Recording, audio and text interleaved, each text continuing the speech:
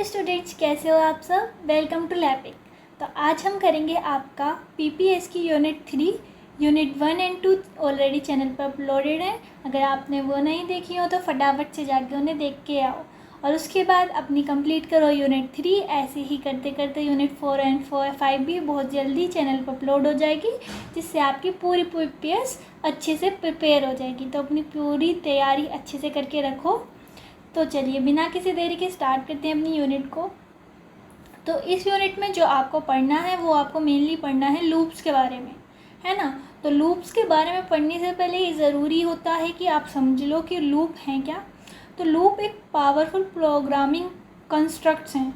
मतलब कि क्या, समझ नहीं आया होगा कुछ भी। देखो, लूप प्रोग्रामिंग का एक ऐसा कंसेप्ट है जिसका यूज़ हम सेम कोड को बार बार चलाने के लिए करते हैं जब हमें किसी काम को रिपीट करना होता है। ठीक है, जैसे लिस्ट को प्रोसेस करना, कैलकुलेशन करना या कंडीशन फुलफ़िल होने तक वेट करना, तब लूप यूज़ करते हैं। ठीक है, तो लूप लगाने से दो चीज़ें होती हैं। एक तो हमारा कोड हो जाता है छोटा, ठीक है, रिपीटेशन एंड ऑटोमेशन हो जाती है और एफिशिएंसी बढ़ जाती है। ठीक है, तो ये 3 पॉइंट्स हैं जो हमारा लूपिंग जिनके लिए यूज़ होती है, मतलब क्यों लूपिंग यूज़ की जाती है। ठीक है, लूप समझ आया आपको। लूप से आप क्या समझते हो, लाइक लूप होल, बार बार बार बार बार बार सेम चीज़ चलना। ठीक है, लूप बनाना। तो मतलब कि लाइक कोई जैसे ऑटो रिक्शा वाला है, वो स्कूल जा रहा है, बच्चों को छोड़ के आ रहा है, फिर घर आ रहा है, फिर स्कूल जा रहा है, फिर बच्चों को छोड़ के आ रहा है। तो एक लूप में काम कर रहा है वो, ऐसे करके। ठीक है, तो लूप हम वहाँ यूज़ करते हैं जहाँ हमें सेम चीज़ बार बार लिखवानी हो। लाइक तो कोई नंबर है जिसे आपको 5 बार लिखवाना है, लाइक जैसे 2 है तो 2 को आपको 5 बार लिखवाना है। तो आप उसका लूप का यूज़ करके कि एक लूप एक बार चल रहा है, 2 बार चल रहा है, 3 बार चल रहा है, 5 बार तक चल रहा है, उसमें आप सेम चीज़ लिखवा सकते हो। तो ऐसे आपको समझ नहीं आएगा। जब हम एग्जाम्पल वगैरह से सीखेंगे तो और अच्छे से समझ आएगा। और आपके लूप होते हैं कुछ 3 टाइप के, वाइल लूप, फॉर लूप और डू वाइल लूप। ठीक है, एक एक करके इनको समझ लेते हैं। देखो, पहले है आपको वाइल लूप। तो वाइल लूप हमारा क्या होता है, वाइल लूप को हम बोलते हैं एंट्री कंट्रोल लूप, ये याद रखना। और डू वाइल को बोलते हैं हम एग्जिट कंट्रोल लूप। क्यों? क्योंकि वाइल लूप में हमारी जो कंडीशन होती है ना कि ये कंडीशन ट्रू है जब ये आगे चलेगा लूप, वो स्टार्टिंग में ही चेक हो जाती है। ठीक है, लाइक यहाँ पे लिखा हुआ है वाइल और यहाँ पे आती है कंडीशन टू बी चेक्ड। ठीक है, और फिर इसके अंदर जो भी बॉडी है जो भी चलानी है, और यहाँ पे एक आपकी अपडेट स्टेटमेंट होती है जिससे ये इनफाइनाइट लूप में ना चला जाए। ठीक है, जहाँ पे आपको रुकना है। तो मेनली आपको जो इसमें फोकस करना है, फिर वो एग्जांपल से समझेंगे हम कि हाँ, इसमें हमारा वाइल होता है, फिर यहाँ पे कंडीशन होती है, फिर यहाँ पे स्टेटमेंट जो आपको प्रिंट करानी है वो होती है, यहाँ पे आपकी अपडेट स्टेटमेंट होती है, और फिर ये ऐसे ऐसे चलता रहता है जब तक ये वाली कंडीशन फॉल्स ना हो जाए। ठीक है, और इसको एंट्री कंट्रोल लूप इसलिए बोलते हैं क्योंकि इसमें कंडीशन पहले ही चेक हो जाती है।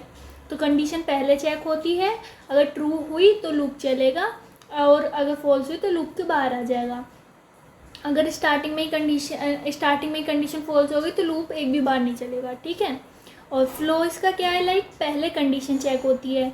ठीक है, फिर अगर ट्रू है तो लूप की बॉडी चलेगी, फिर अपडेट होने के बाद फिर से वापस कंडीशन चेक होगी, फिर जब कंडीशन फॉल्स हो जाएगी तो लूप रुक जाएगा। लाइक फॉर एग्जांपल, देखो एग्जांपल समझते हैं कि हमें सम ऑफ नंबर्स लिखने हैं 1 से 5 तक। तो 1 से 5 तक हमें नंबर्स का सम लिखना है। तो हमने लूप चलाया, आई की वैल्यू क्या है 1। ठीक है, आई की वैल्यू यहाँ पे हमने दे दी 1। अब यहाँ पे आए हम, ठीक है, सम में हमारा 0 है। ठीक है, यहाँ पे हमने प्रिंट कर दिया कि हम वाइल लूप चला रहे हैं। ओके, तो सम में 0 है, आई की वैल्यू 1 है, तो ये चेक कर रहा है 1 is less than is equal to 5, 1 less than equal to 5 है क्या। तो कंडीशन तो ट्रू है। ठीक है, कंडीशन ट्रू है तो फिर अंदर आके इसने लिख दिया कि करंट आई, और ये लिखने का तरीका तो आपको पता ही, हमने पिछले यूनिट 1 में और 2 में डिस्कस किया है। Like current I percent D, current some percent D. तो आई की वैल्यू जो है, मतलब I1 जो है यहाँ पे प्रिंट कर देगा, तो ये लिखेगा करंट 1, और करंट सम लिख देगा जो भी सम की वैल्यू है। ठीक है, सम की वैल्यू इनिशियली तो 0 थी। ठीक है, तो फिर ये इसने प्रिंट कर दिया। फिर यहाँ पे आए, ठीक है, sum is equal to sum plus I. तो सम में सम की वैल्यू 0 थी, सम में हमने आई ऐड कर दिया, आई में हमारी 1 थी, तो सम इज इक्वल टू अब कितना हो गया, सम इज इक्वल टू हो गया हमारा 1। ठीक है, अब हमारी I update statement, I plus plus हो गया, मतलब अब आई की वैल्यू कितनी होगी, अब आई की वैल्यू हो गई 2। ठीक है, आई की वैल्यू जब 2 हो गई तो ये दोबारा ऊपर जाएगा जब तक कंडीशन फॉल्स नहीं हो जाएगी, जब तक मतलब वाइल पे जाएगा। ठीक है, कहीं और नहीं, वाइल पे ही जाएगा। फिर ये चेक करेगा 2 is less than is equal to 5, हाँ कंडीशन ट्रू है। फिर ये वाली लाइन प्रिंट कर देगा और सम में कर देगा sum is equal to sum plus I, और सम में हमारा पिछली बार क्या आ गया था 1, अब आई की वैल्यू क्या 2, तो कर देगा सम इज इक्वल टू 1 + 2, तो अब आ गया सम में 3। ठीक है, अब सम में 3 आ गया। अब आई की वैल्यू फिर से बढ़ गई, आई इज इक्वल टू 3 हो गया। 3 के लिए कंडीशन चेक करी, 3 is less than is equal to 5। ठीक है, ये वाली कंडीशन प्रिंट कर दी, फिर सम में 3 ऐड कर दिया, तो 3 + 3 अब हो गया 6। ठीक है, अब आई फिर से बढ़ गया, अब आई की वैल्यू हो गई 4।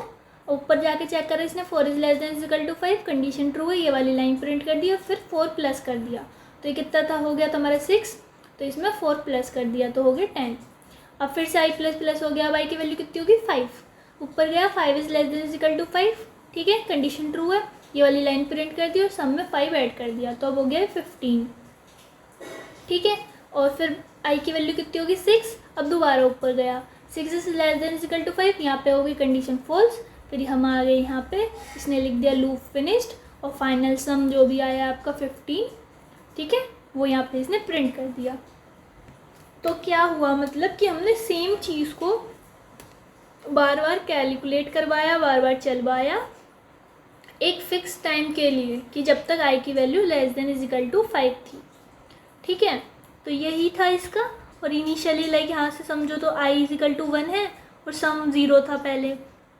फिर पहली कंडीशन क्या थी कि 1 is less than is equal to 5 अगर ट्रू है तो फिर हमारे सम में वो ऐड हो जा रहा था। फिर आई 2 बन गया था अपडेट स्टेटमेंट, फिर ऊपर गया था, फिर 2 is less than is equal to 5 check किया था, कंडीशन ट्रू है तो सम में ऐड हो गया था, और फिर आई की वैल्यू अपडेट हो गई थी। फिर दोबारा ऊपर गया था, I is less than is equal to 5 check किया था, कंडीशन ट्रू है तो सम में ऐड हो गया था और आई की वैल्यू बढ़ गई थी। फिर दोबारा गया, सम में ऐड हो गया, आई की वैल्यू बढ़ गई। ठीक है, फिर दोबारा ऐसी करके इटरेशन आप 5 पे क्या हुआ, मतलब 6 पे, आफ्टर इटरेशन 5 हमारा 6 हो गया, 6 तो हमारा फॉल्स है, तो हमारे लूप टर्मिनेट हो गया। तो ये था आपका वाइल लूप। ठीक है, इसका सिंटेक्स ज़रूर अच्छे से याद रखना, लाइक वाइल। ठीक है, फिर यहाँ पे कंडीशन और यहाँ पे कर्ली ब्रेसेस, यहाँ पे जो भी स्टेटमेंट आपको प्रिंट करानी है वो, यहाँ पे अपडेट स्टेटमेंट, और यहाँ पे इसको बंद कर दिया। ठीक है, अब चलते हैं हम दूसरे पे। अब देखो तुम्हारा डू वाइल, डू वाइल को हम बोलते हैं एग्जिट कंट्रोल। मतलब कि वाइल में तो ऐसा है कि वो अंदर लूप की बॉडी के जब भी घुसेगा जब एक ना एक बार कंडीशन ट्रू हो। वाइल डू वाइल में क्या होता है, पहले एक बार घुस जाता है, ठीक है, फिर जो भी प्रिंट कराना होता है वो प्रिंट करा देता है और फिर कंडीशन चेक करता है। ठीक है, लाइक पहले लूप की बॉडी एग्जीक्यूट होती है, उसके बाद कंडीशन चेक होती है, और लूप एक बार तो ज़रूर चलेगा चाहे कंडीशन फॉल्स हो। ठीक है, इसको हम सिंटेक्स से और एग्जांपल से ज़्यादा अच्छी तरह से समझेंगे। लाइक देखो, ये डू, यहाँ पे डू लिख दिया और यहाँ पे ब्लॉक टू भी एग्जीक्यूटेड, और यहाँ पे जो भी हमें प्रिंट कराना है या चेक कराना है, जो भी कंडीशन अपडेट की कंडीशन है वो एक बार चलेगी। फिर चलने के बाद यहाँ पे आएंगे, ये वाली कंडीशन चेक होगी। यहाँ पे अगर ये कंडीशन ट्रू है तो दोबारा डू में जाएगा, नहीं तो नहीं जाएगा। तो एक बार तो चल गया ना, फिर बाहर आके इसने कंडीशन चेक करी, फिर ये कंडीशन ट्रू है तो दोबारा ऊपर गया। ठीक है, और मेन चीज़ क्या है, वाइल और डू वाइल में जो सबसे बड़ी गलती करते हो आप, डू वाइल में हमारी सेमीकोलन आता है वाइल के एंड में। ठीक है, वाइल में नहीं आता। ठीक है, ना 4 में आता, बस डू वाइल में हमारा सेमीकोलन आता है हमारा वाइल के बाद में। अच्छे से याद रखना ये।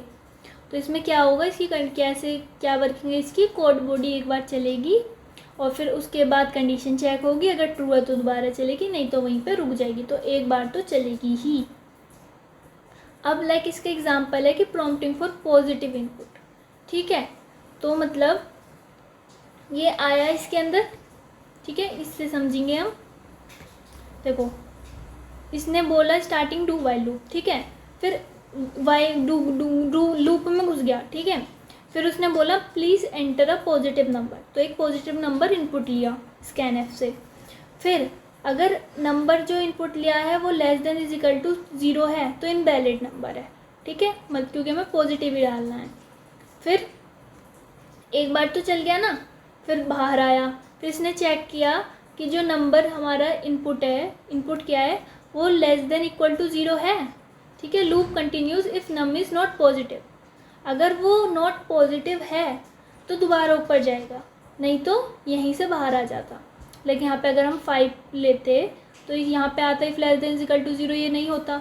पर यहाँ पे अगर हम आते और 5 is less than equal to 0 देखता, ये कंडीशन फॉल्स हो जाती तो बाहर आ जाता। लेकिन अगर हम लिखते -5, ठीक है, -5 लिखते अगर हम, तो यहाँ पे देखते -5 is less than equal to 0, तो लिखते हैं हाँ नंबर, मतलब कि हमें हमारा इनवैलिड इनपुट है, हमें नंबर पॉजिटिव इनपुट करना था। फिर यहाँ पे आके चेक करते हैं num is less than equal to 0, तो मतलब कि हमारा -5 लेस देन इक्वल टू 0 तो है, तो दोबारा ऊपर जाता। तो जब तक इसे पॉजिटिव नंबर नहीं मिलता तो ये चलता रहता। ठीक है, तो लाइक फॉर एग्जांपल इससे समझते हैं। लाइक फर्स्ट एग्जीक्यूशन में क्या हुआ, इसने प्रॉम्प्ट प्रिंट कर दिया, जो भी प्रॉम्प्ट है वो प्रिंट कर दिया, क्योंकि एक बार तो चले गई। फिर एक वैल्यू इनपुट करा ली, फिर वैल्यू इनपुट कराने के बाद फॉर एग्जांपल उसने 5 डाला, ठीक है, तो उसने इनवैलिड इनपुट लिख दिया और फिर बाहर आया यहाँ पहले वाली कंडीशन पे, तो -5 is less than equal to 0, तो ठीक है कंडीशन ट्रू है, फिर दोबारा ऊपर गया। ठीक है, कंडीशन ट्रू है तो दोबारा ऊपर गया, फिर से उसने वो वाली प्रॉम्प्ट लिखी कि एक नंबर आपको इनपुट करना है। ठीक है, फिर एक इनपुट लिया, इस बार उसने इनपुट डाल दिया 10। ठीक है, इस बार 10 डाल दिया और बाहर आके उसने चेक करा 10 is less than equal to 0, condition false है, तो यहाँ पे लूप हमारा टर्मिनेट हो गया।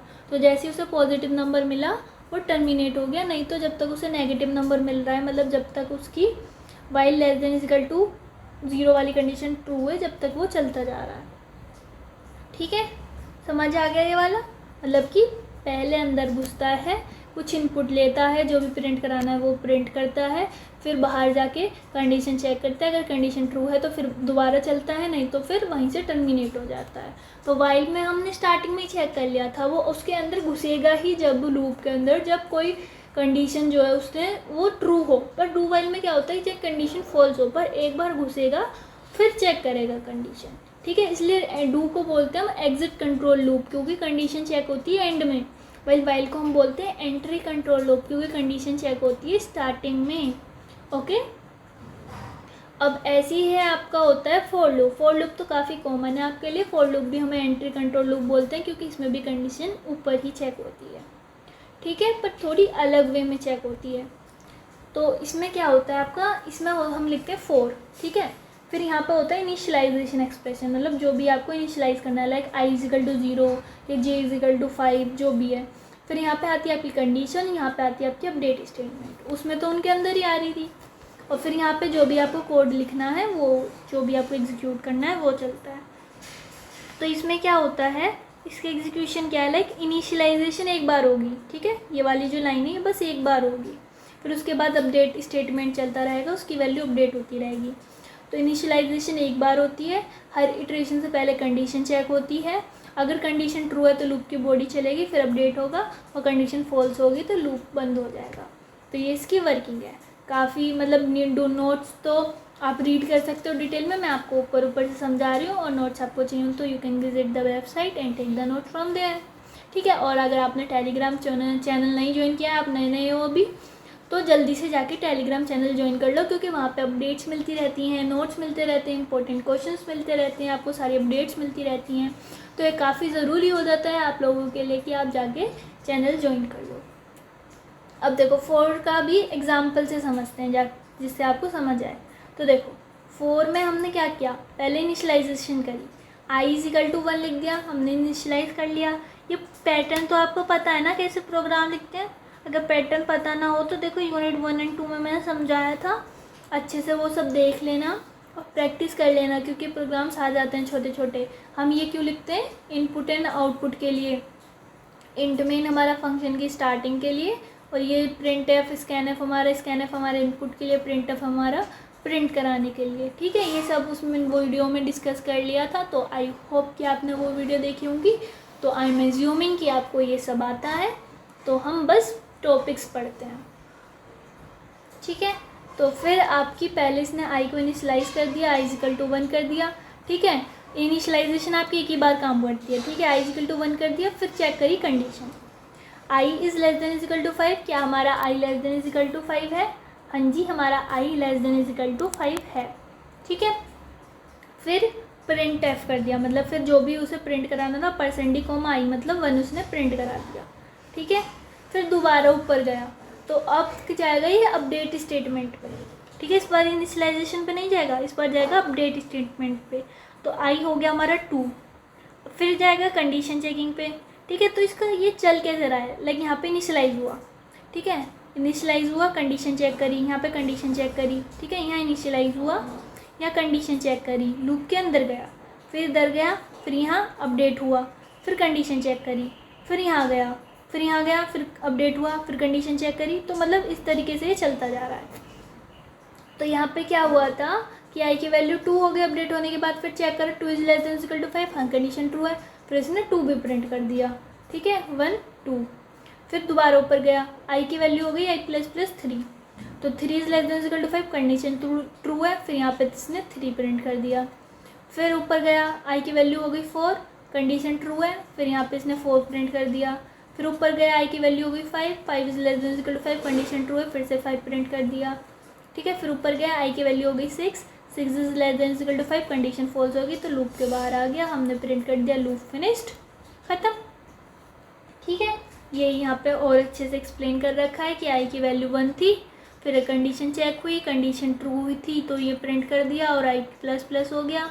फिर नेक्स्ट इटरेशन के लिए 2 हो गई वैल्यू, फिर उसने प्रिंट करा, फिर i++ गया, फिर आगे ऐसे ऐसे चेक करते करते हम करते गए जब तक कंडीशन हमारी फॉल्स ना हो, ठीक है।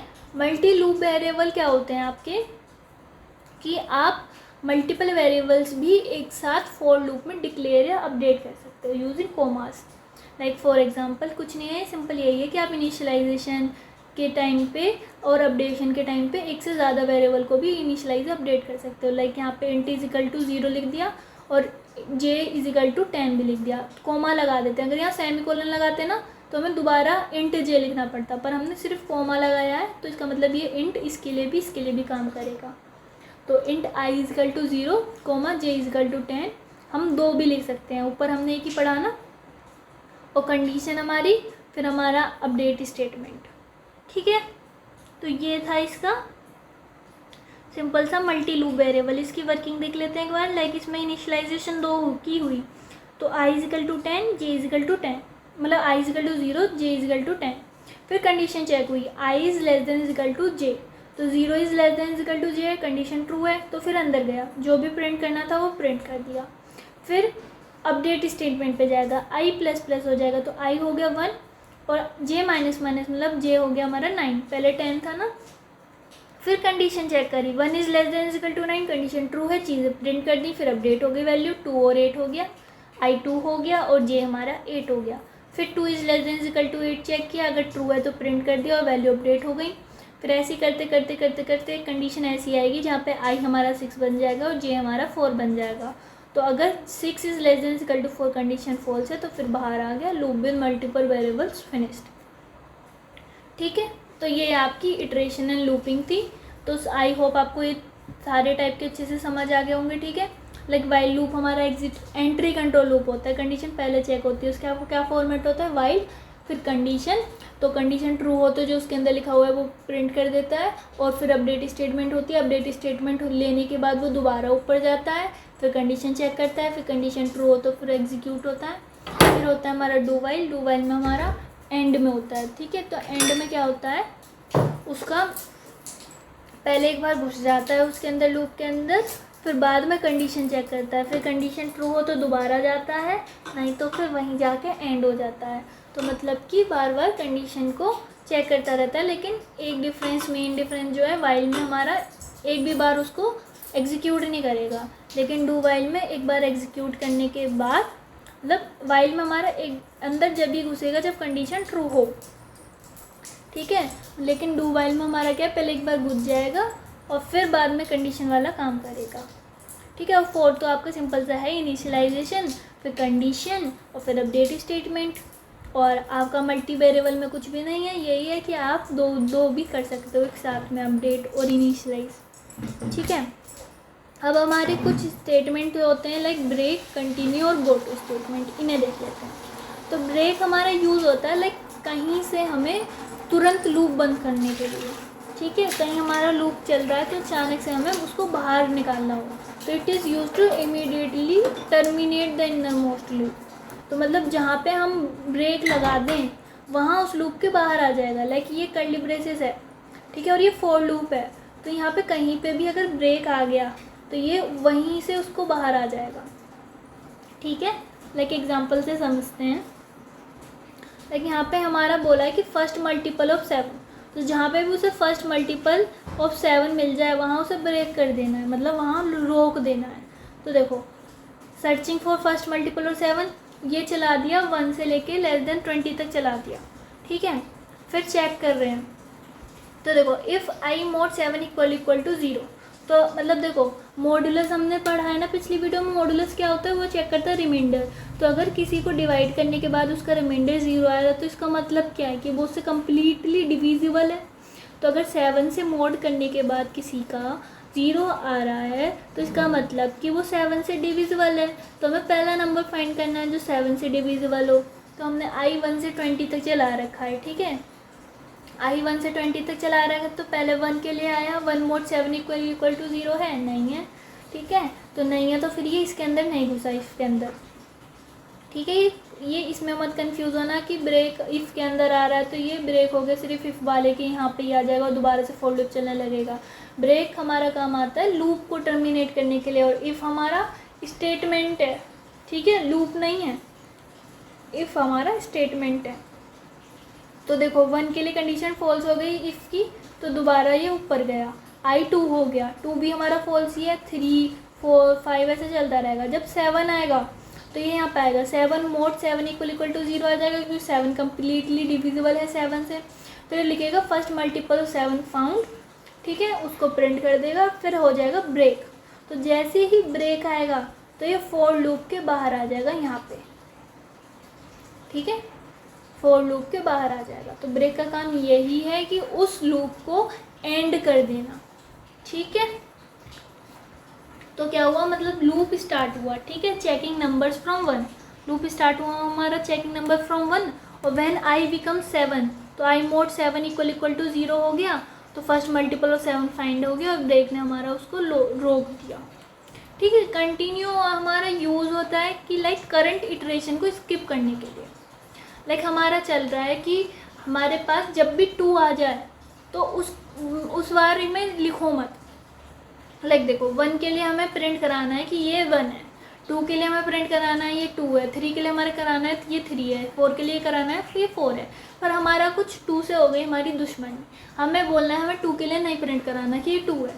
तो देखो 1 के लिए हमने कराया, हाँ ठीक है, उसने लिख दिया ये 2 1 है, लेकिन जैसे ही 2 आया इफ़ i इक्वल टू 2, हम अगर वहाँ लिख दें कंटिन्यू तो वो वाली लाइन प्रिंट नहीं करेगा कि ये 2 है। तो ये वो क्या प्रिंट करेगा, ये 1 है, फिर 2 वाली लाइन प्रिंट नहीं करेगा, फिर लिखेगा ये 3 है, ये 4 है, ये 5 है। तो अगर हमें कंटिन्यू कराना हो, कोई इटरेशन स्किप करानी हो, तो हम ये यूज़ करते हैं कंटिन्यू, ठीक है, ठीक है। अब देखो जैसे कि ये है आपका, ये एग्जांपल है आपका कि प्रिंटिंग ओनली ऑड नंबर्स, ठीक है। तो यहाँ पे इसमें लिखा हुआ है कि जहाँ पे मतलब कि जहाँ पे भी इवन नंबर आ जाएंगे ना वहाँ हम कंटिन्यू कर देंगे कि लूप को दोबारा से कंटिन्यू करो। लूप कंटिन्यू का मतलब है कि यहाँ पे ऊपर पहुँचना, ब्रेक का मतलब था कि हमारा वहाँ से ही बाहर निकल जाना, बट कंटिन्यू का मतलब है उस लूप को दोबारा से एग्जीक्यूट करना, नीचे की स्किप कर देना। लाइक यहाँ पे लिखा हुआ है i equal to 1, i mod 2 equal to 0 है, क्या i 1 2 से डिविजिबल है, नहीं है, ठीक है। तो फिर वो उसने प्रिंट कर दिया क्योंकि वो ऑड नंबर है। फिर जब 2 आया, 2 mod 2 इक्वल टू 0 है, हाँ ये इवन नंबर है, तो स्किप कर दिया उसने इवन नंबर और यहाँ पे लगा दिया कंटिन्यू। कंटिन्यू से क्या होगा कि ये बाहर वाला स्टेटमेंट प्रिंट नहीं करेगा, वापस यहीं चला जाएगा, तो फिर से वैल्यू अपडेट हो जाएगी। i इक्वल टू 3 आ गया, 3 आ गया, इसमें घुसेगा नहीं, फिर 3 प्रिंट कर दिया, फिर यहाँ पे आया, फिर 4 आ गया, तो 4 ये वाली कंडीशन ट्रू हो गई, तो 4 के लिए ये वाली लाइन प्रिंट नहीं करेगा, ठीक है, और फिर कंटिन्यू से ये ऊपर चला जाएगा। तो मतलब जहाँ जहाँ इवन नंबर्स आ रहे हैं उनको ये स्किप कर रहा है एक तरीके से, ये वाली प्रिंट स्टेटमेंट लिख ही नहीं रहा उन नंबर्स के लिए जो इवन है, यहाँ से ही ऊपर भाग जा रहा है, ठीक है। लाइक यहाँ पे व्हेन i इज़ 2 4 6 8 और 10, तो i mod 2 इक्वल टू 0 बैठ रहा है, तो ये नीचे नहीं जा रहा, ये प्रिंट कर रहा है स्किपिंग इवन नंबर और कंटिन्यू होके दोबारा से ऊपर चले जा रहा है। ठीक है, ये वाली लाइन तक पहुंच ही नहीं पा रहा है इवन नंबर के केस में। ठीक है, तो इससे क्या हुआ, हमारा स्टेटमेंट्स स्किप हो गई। अब हमारा एक होता है गो टू। ठीक है, गो टू स्टेटमेंट हमारा परफॉर्म करता है unconditional jump to a specified level. तो मतलब कि हम जहाँ गो टू लगा दें, लाइक गो कोड के किसी लेवल पॉइंट पे डायरेक्ट जंप करता है, यूज़ करना अवॉइड करते हैं और रीडेबिलिटी के लिए। ठीक है, मतलब लाइक अगर मैंने यहाँ लिख दिया गो टू लेवल नेम, तो ये क्या होगा, कुछ भी लिखा हुआ उसके नीचे या ऊपर कहीं भी कुछ भी लिखा हुआ है, सीधा वहीं जाएगा जहाँ लेवल नेम लिख रहा है। ठीक है, तो मतलब इसके बीच में कुछ भी लिख रहा होगा उस सबको स्किप करके लेवल नेम पे चला जाएगा। लाइक फॉर एग्जांपल ये देखो, ये हमारा प्रोग्राम है। ठीक है, तो इसमें हमारा इसने प्रिंट कर दिया using go to avoid in real code. ठीक है, और फिर यहाँ पे इसने स्टार्टिंग कोड लिख दिया, मतलब इस तरीके से एक बार लिख दिया, ये लेवल है आपका। ठीक है, स्टार्टिंग कोड आपका लेवल है। लेवल हम कैसे लिखते हैं, कुछ भी हमने लिख दिया उसके आगे 2 डॉट्स लगा दिए।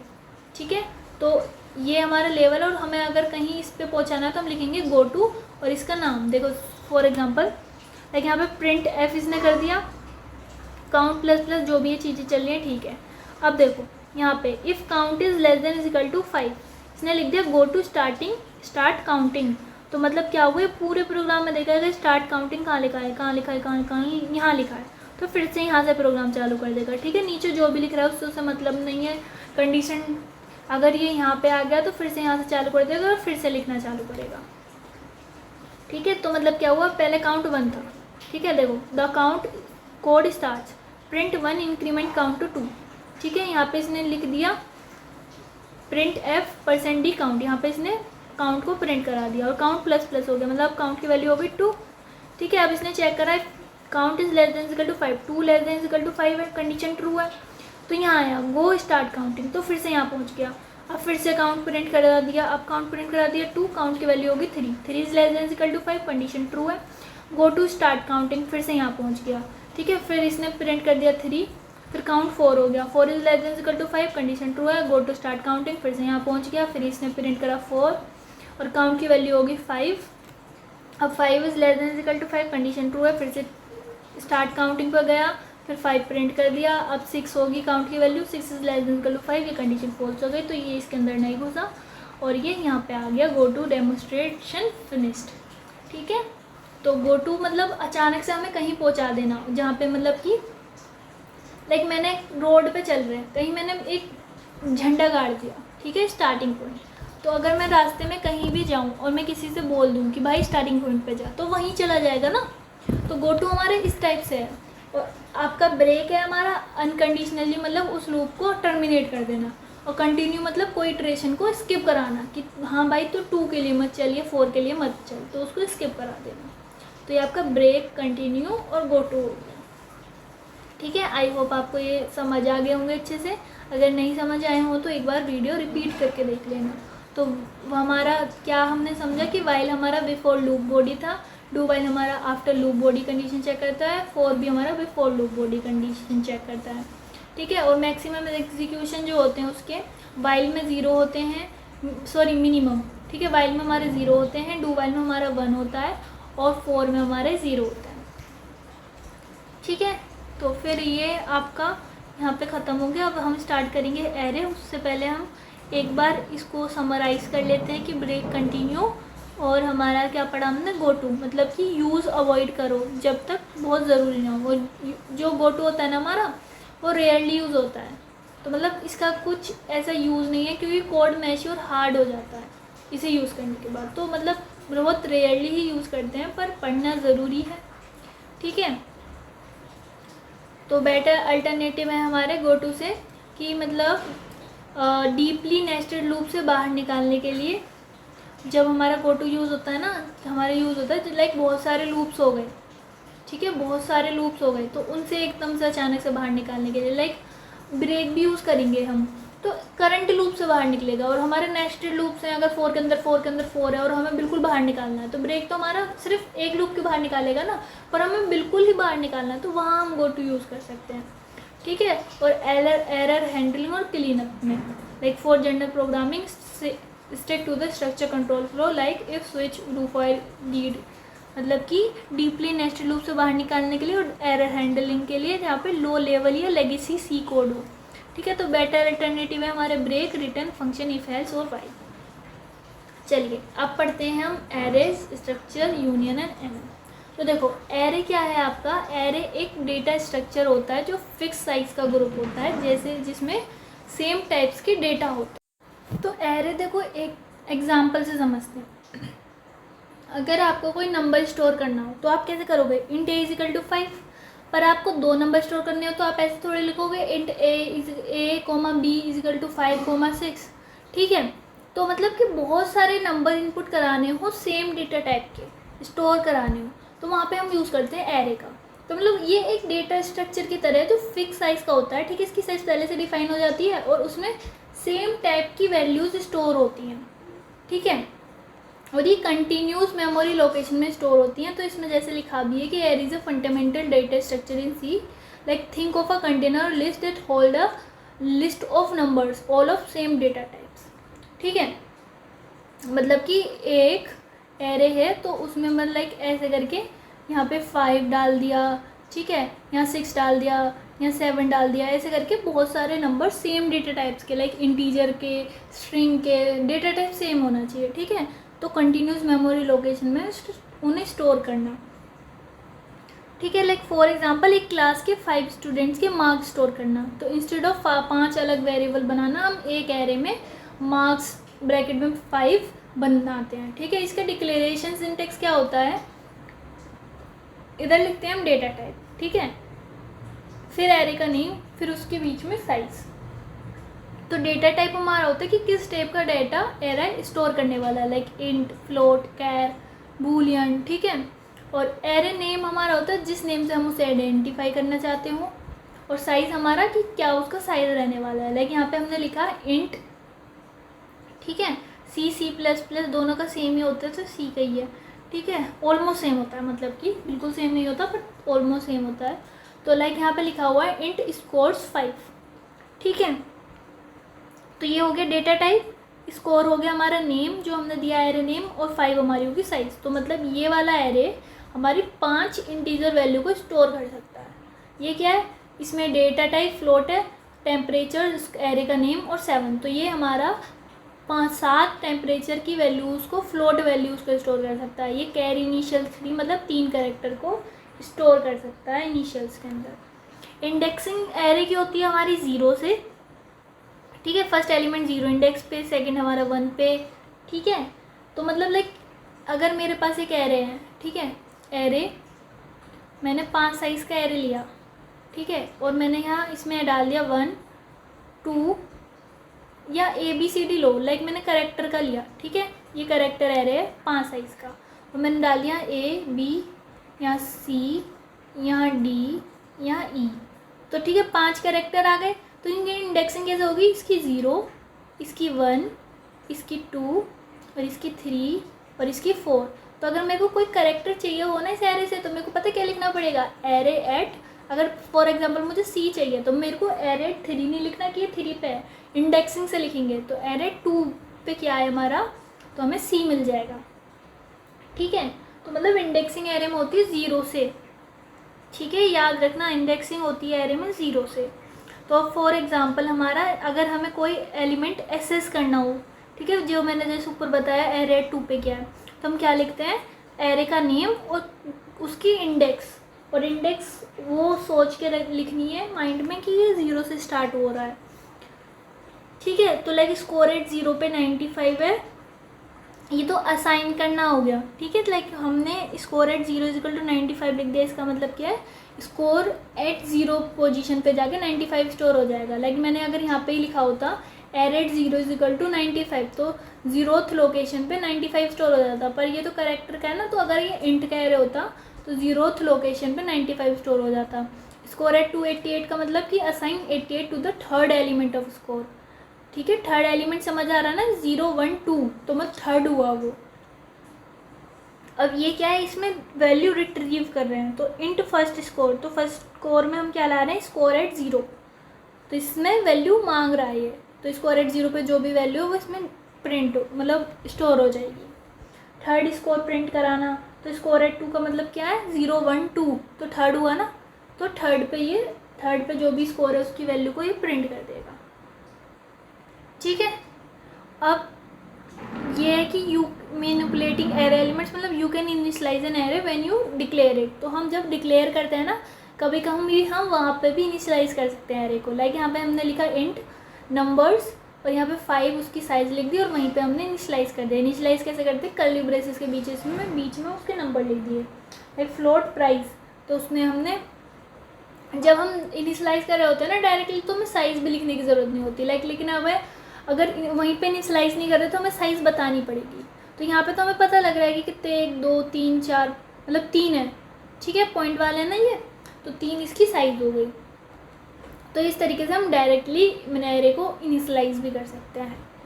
ठीक है, अब हमारा एक एग्जांपल है कि हम कैसे रीड एंड प्रिंट करते हैं किसी एरे एलिमेंट्स को।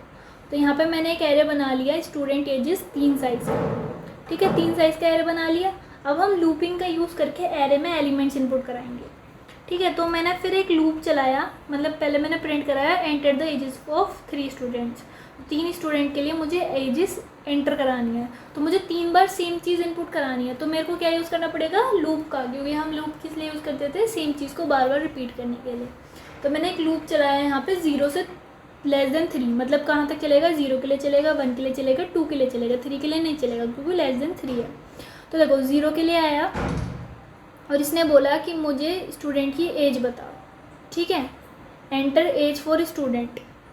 ओके, मतलब i+1, मतलब ये ऐसे तरीके से बता रहा है कि 0 है ना, तो इसने 0+1 मतलब एंटर एज ऑफ स्टूडेंट 1।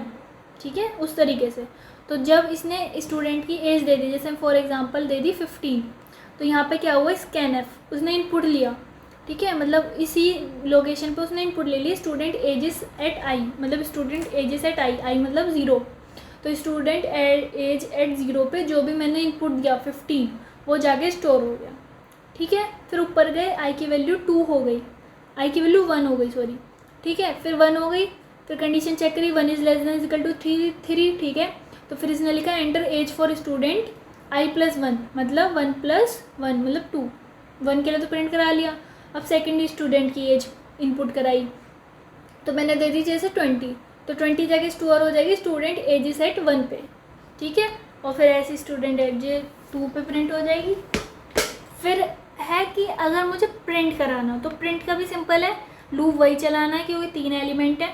और print student age, student %d age %d student, मतलब कि देखो यहाँ पे हम ले रहे हैं सिर्फ आई, क्योंकि इंडेक्सिंग हो रही है हमारी 0 1 2 से, पर यहाँ पे तो स्टूडेंट 1 बैठा है ना, इंडेक्सिंग है ये, तो यहाँ पे स्टूडेंट 2 बैठा है। ठीक है, यहाँ पे स्टूडेंट 3 बैठा है, कोई 0 स्टूडेंट थोड़ी ना होता है।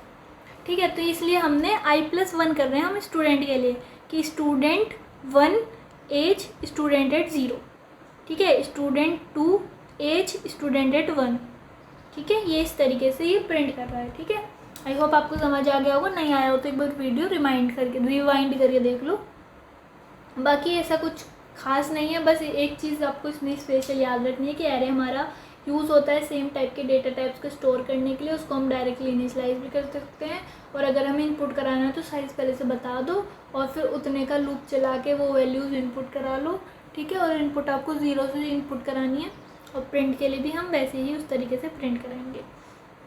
यूजिंग मल्टी डायमेंशनल एरेज होते हैं हमारे, लाइक ये तो कंटिन्यूस एरे था, लाइक फिक्स साइज में है, सेम डेटा टाइप है, इंडेक्सिंग 0 से स्टार्ट होगी और एफिशिएंट एसेस, मतलब किसी भी इंडेक्स पे डायरेक्टली एसेस कर सकते हैं, और लूप से हम इनपुट आउटपुट लेते हैं। अब हमारा आता है मल्टी डायमेंशनल एरे। तो मल्टी डायमेंशनल एरे हमारे वहाँ पे यूज़ होते हैं जहाँ में रोज एंड कॉलम्स का यूज़ हो, लाइक 2D। ठीक है, ये तो 1D था। ठीक है, ये है 2D, like rose and column.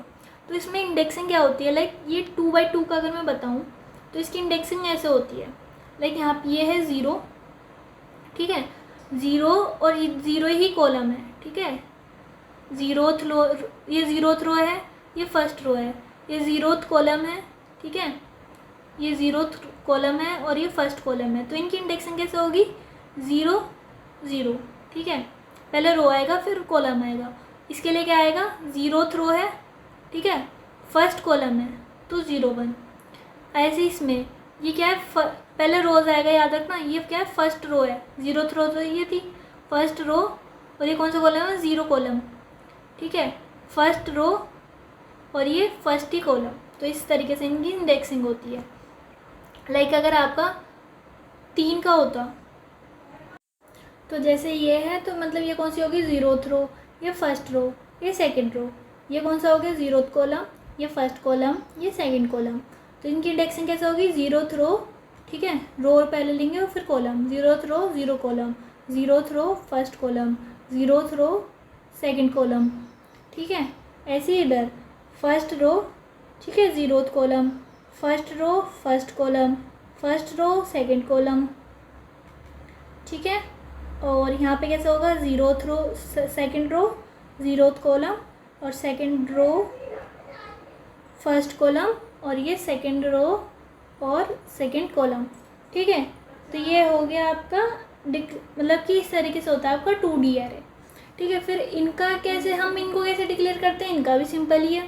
Like हमने पहले डेटा टाइप लिखना है इंट, फिर एरे का नेम, फिर बस 2 ब्रेसेस और लग जाएंगे। उसमें तो एक था, तो इसमें पहला रो के लिए, दूसरा कॉलम के लिए, तो मतलब कि पहला आपका मतलब जितनी रोज है उसमें वो आ जाएगा, दूसरा उसमें जितने कॉलम्स है वो आ जाएगा।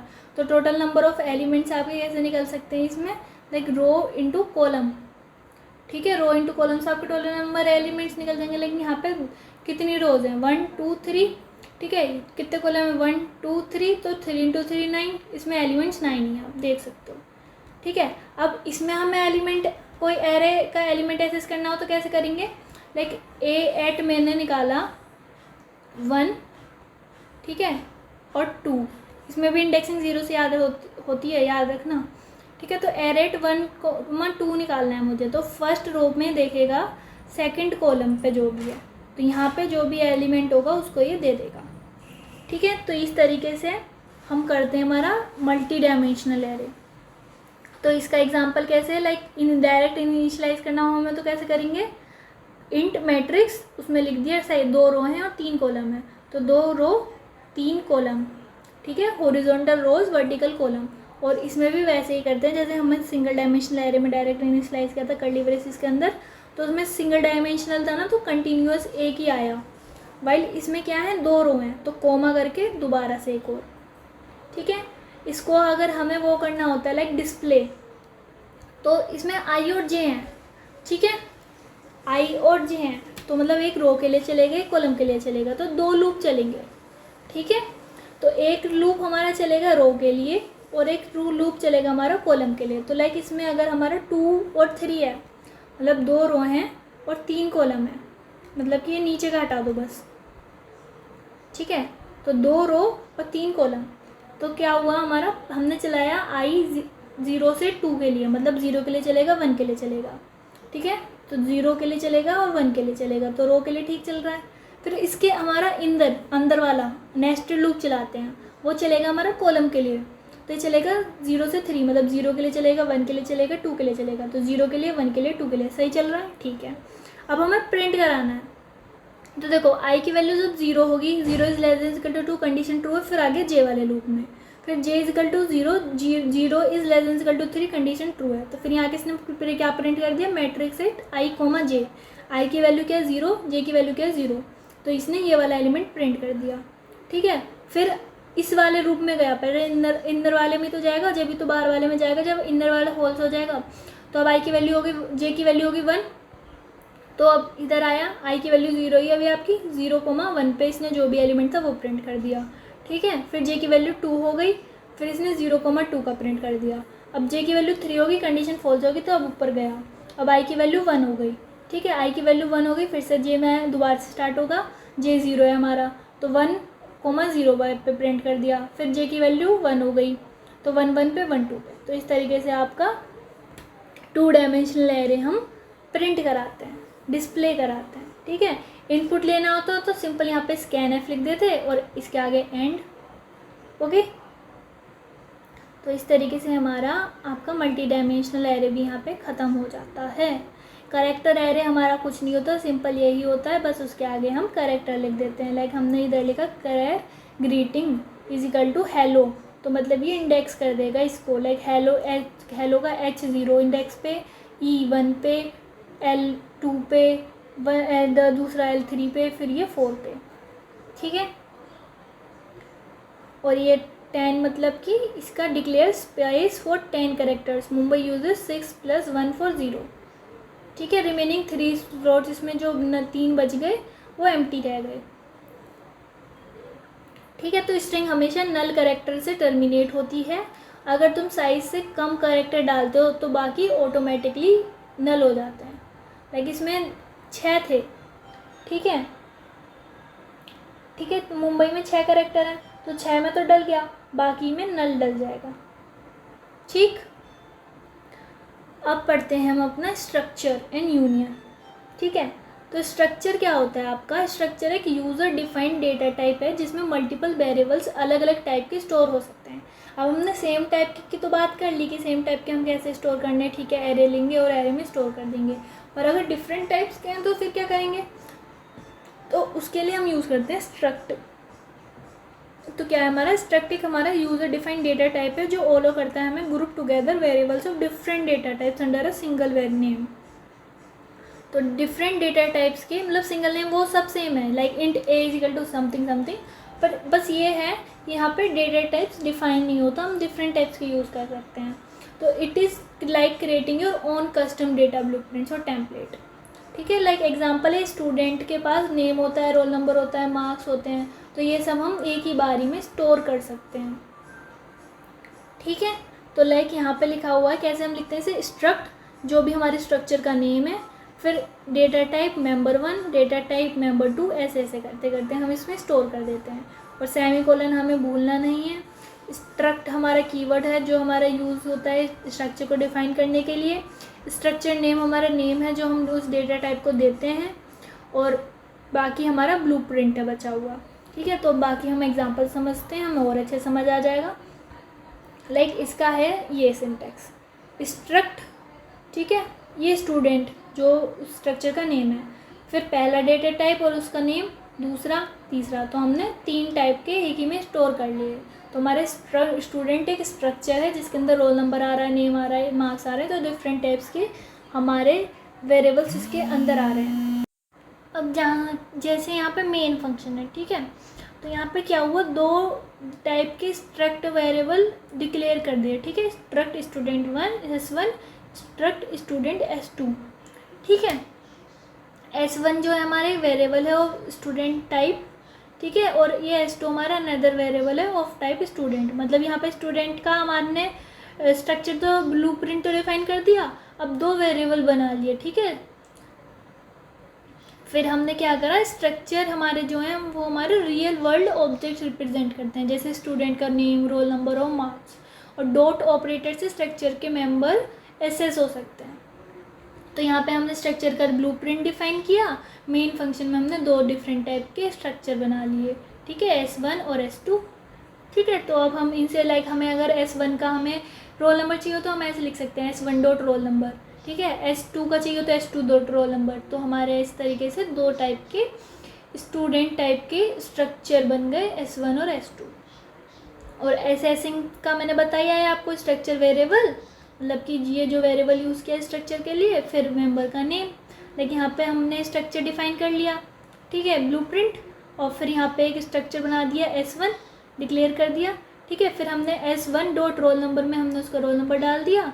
फिर अगर हमें रोल नंबर प्रिंट कराना हो तो हम कैसे लिखेंगे, S roll number S2 dot roll number, मतलब S2 का जो रोल नंबर है वो यहाँ पर प्रिंट हो जाएगा, ठीक है। मतलब सिंपल है कि आपको लाइक सेम टाइप के एलिमेंट्स स्टोर करने हो तो एरे का यूज़ करेंगे, डिफरेंट टाइप के यूज़ करने हो तो हम स्ट्रक्चर का यूज़ करेंगे। उसका सिंपल सा सिंटैक्स है, उसका ब्लूप्रिंट बनता है लाइक स्ट्रक्ट, फिर स्ट्रक्चर का नेम, फिर उसमें जो भी आपको डिफरेंट टाइप्स के वेरिएबल यूज़ करने हैं वो, फिर आपको एक वेरिएबल स्ट्रक्चर वेरिएबल भी बनाना पड़ता है, तो उससे हम लिखते हैं स्ट्रक्ट जो भी आपने स्ट्रक्चर वेरिएबल जो मतलब ऊपर जिसका ब्लूप्रिंट करा था वो, फिर एक वेरिएबल का नेम, ठीक है, वो स्ट्रक्चर का नेम है, ये स्ट्रक्चर का नेम है, ये वेरिएबल का नेम है। तो स्ट्रक्चर आई होप आपको अच्छे से समझ आ गया होगा, इसके एग्जाम्पल थोड़े अच्छे से प्रैक्टिस कर लेना। बाकी फिर आते हैं यूनियन पे।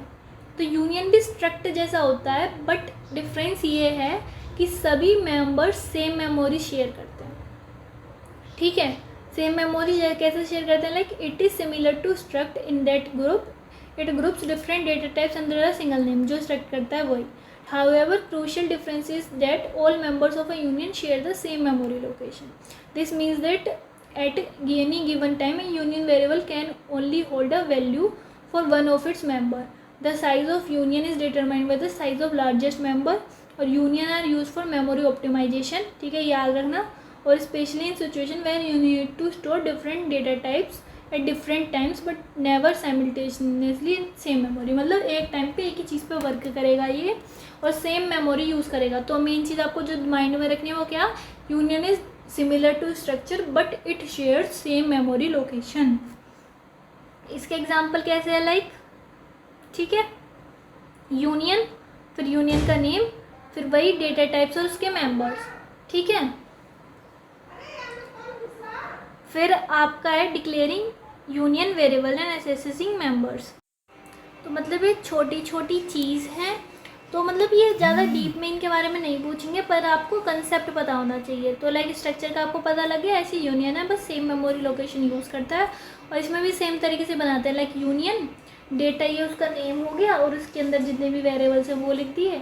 तो यूनियन डेटा माई डेटा, ये उसका वेरिएबल हो गया, जैसे हमने ऊपर पढ़ा था स्ट्रक्चर स्टूडेंट S1, तो ऐसे यूनियन डेटा माई डेटा। अब माई डेटा का यूज़ करके हम बाकी चीज़ें भी लिख सकते हैं, like my data dot i is equal to 10, तो आई की वैल्यू उसमें 10 आ जाएगी। तो बिल्कुल सेम है एग्जैक्टली, बस जो चीज़ें हैं वो ये है कि एक टाइम पे सिर्फ एक ही मेंबर की वैल्यू सही होती है इसमें, और मेमोरी एफिशिएंट होती है जब तुम्हें एक टाइम पे एक वैल्यू स्टोर करनी हो। ठीक है, तो इसमें वही चीज़ एक्सप्लेनेशन में कि now how one changing one corrupt the value of other member because they are all using the same memory. Unions are useful when you need to represent, हाँ मतलब वही कि एक टाइम पे एक वैल्यू स्टोर करनी हो, वहाँ पे हमारा ये यूज़ होता है। फिर आते हैं हमारे एनम। ठीक है, एनम क्या होते हैं हमारे, एनम एक यूज़र डिफाइंड डेटा टाइप, मतलब टाइप्स हैं जिसमें नेम्ड कॉन्स्टेंट्स डिक्लेयर किए जाते हैं रीडेबिलिटी और कोड मेंटेनेबिलिटी ईजी बनाने के लिए। ठीक है, तो एनम का जो सिंटेक्स है वो क्या है आपका, एनम, फिर एनम का नेम, फिर कांस्टेंट 1, ठीक है, डिफ़ॉल्ट वैल्यू इज़ 0, ठीक है, फिर कांस्टेंट 2, डिफ़ॉल्ट वैल्यू इज़ 1, फिर कांस्टेंट n, मतलब लाइक कि इसमें हम एक नंबर से चलते हैं। इससे छोड़ो, ये थोड़ा कंफ्यूजिंग लग रहा है, तो यहाँ से समझते हैं। लाइक इसमें लिखते हैं हम एनम वीकडेज, फिर हम इसके अंदर जो भी लिख रहे हैं ना उनके अंदर उसके लिए डिफ़ॉल्ट एक वैल्यू सेट होती जा रही है।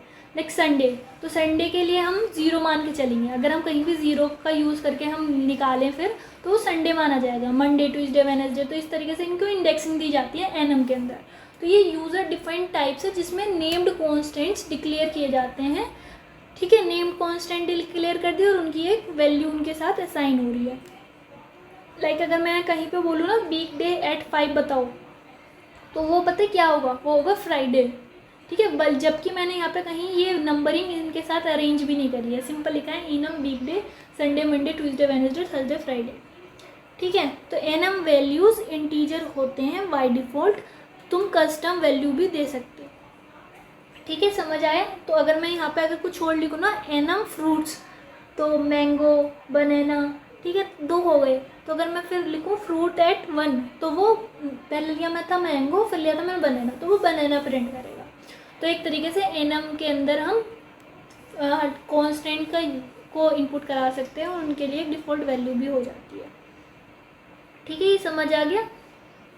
Meaningful names to integer constant, है ना, तो ये मीनिंगफुल नेम प्रोवाइड कर देता है इंटीजर कॉन्स्टेंट को। लाइक 0 को संडे कर दिया, 1 को मंडे कर दिया, तो ये मेन लाइन है, इसको याद रखना कि ये साइन करता है meaningful name to integer constant. फिर है आपका एरेज ऑफ स्ट्रक्चर। तो ये क्या है, ये एक ही टाइप के मल्टीपल स्ट्रक्चर ऑब्जेक्ट्स को एक साथ स्टोर करने हो तो एरे ऑफ स्ट्रक्चर हम यूज़ करते हैं। ठीक है, तो मतलब मल्टीपल टाइप्स के हमें मल्टीपल स्ट्रक्चर ऑब्जेक्ट्स को एक साथ स्टोर करना हो तो एरे ऑफ स्ट्रक्चर यूज़ करेंगे। ठीक है, लाइक यहाँ पे इसका भी सिंटेक्स है कि स्ट्रक्चर नेम, फिर एरे ऑफ स्ट्रक्चर, फिर साइज। इसका भी वही सिंपल सा फंडा है कि like student student, string name, interval number. ठीक है, स्टूडेंट्स, ये इसका नेम हो गया 3, मतलब कि declare an array of 3 student structure, मतलब कि बहुत सारे स्ट्रक्चर का कॉम्बिनेशन।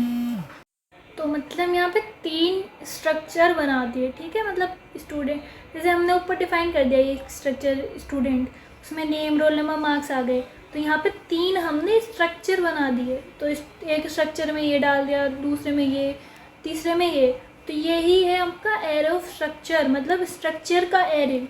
ठीक है, ये स्ट्रक्चर हो गया आपका और स्ट्रक्चर का एरे, तो इसको ही बोलते हैं स्ट्रक्चर ऑफ एरे। ठीक है, सिंपल है बाकी सब तो। और ये लाइक प्रिंट कराना हो तो हम कैसे प्रिंट कराएंगे कि स्टूडेंट एट आई, मतलब कि स्टूडेंट एट 0, मतलब 0th पे जो स्ट्रक्चर है उसका नेम। ठीक है, जब 1 हो जाएगी वैल्यू तो मतलब स्टूडेंट एट 1 डॉट नेम, मतलब 1 पोजीशन पे जो क्लस्टर है, मतलब क्लस्टर नहीं सॉरी स्ट्रक्चर है उसकी नेम। ठीक है, तो सिंपल मतलब वही है, कुछ ऐसा खास नहीं है। स्ट्रक्चर और एरे ऑफ स्ट्रक्चर मतलब स्ट्रक्चर का एरे। ठीक है, बस आपको फॉर्मेट और सिंटेक्स याद रखना है। लाइक इसमें लिखा भी हुआ है कि we define a struct called student. ठीक है, और फिर this struct as a blueprint for creating object that can hold related data and values. फिर एरे का declaration and initialization, nothing is so special in that. और access करने के लिए अगर आपको पहले स्ट्रक्चर वो करना है एसेस, तो आप लिखोगे स्टूडेंट आई डॉट नेम, मतलब स्टूडेंट एट 0 डॉट नेम। ठीक है, अगर आपको सेकंड पोजीशन वाला करना है तो आप लिखोगे स्टूडेंट एट 1 डॉट नेम। ठीक है, अब आपका आता है पासिंग एरेज टू फंक्शन। ठीक है, तो मतलब जब एरे को फंक्शन में भेजते हो तब उसके बेस एड्रेस पास होता है, मतलब कॉपी नहीं बनता।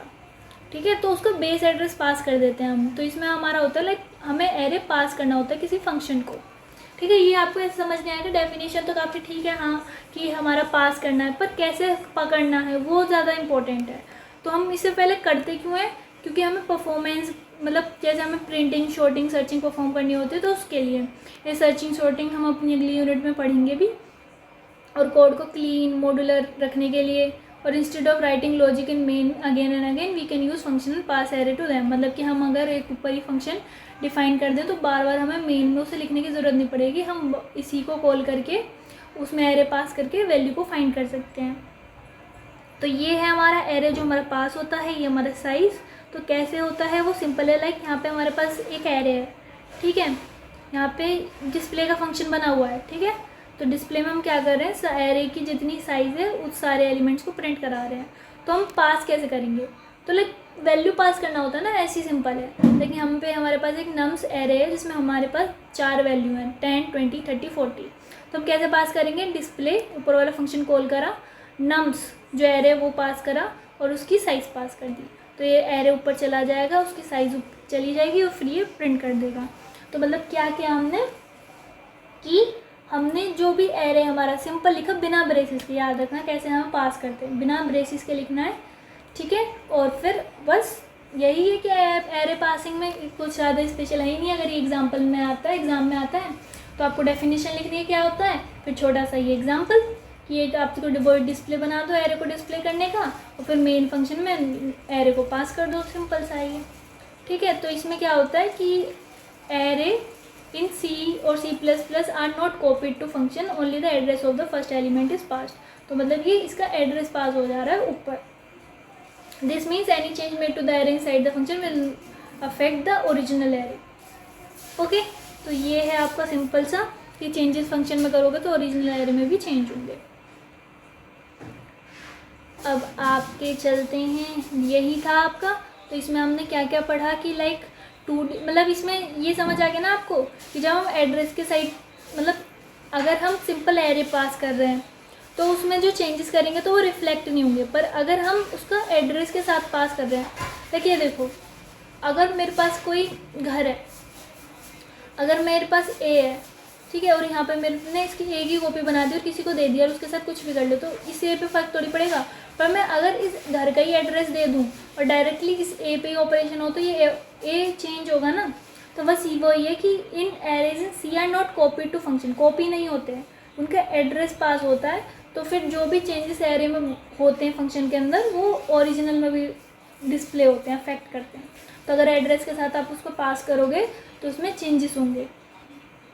ठीक है, तो हमारा 2D एरे हमने समझा, इसमें फिर स्ट्रिंग समझा, फिर हमने स्ट्रक्चर समझा जिसमें multiple variables like in float etcetera हम यूज़र डिफाइंड टाइप में यूज़ कर सकते हैं। यूनियन में हम सेम मेमोरी स्पेस में यूज़ करते हैं। एनम में हम नेम्ड मतलब कॉन्स्टेंट्स को एक नेम दे देते हैं।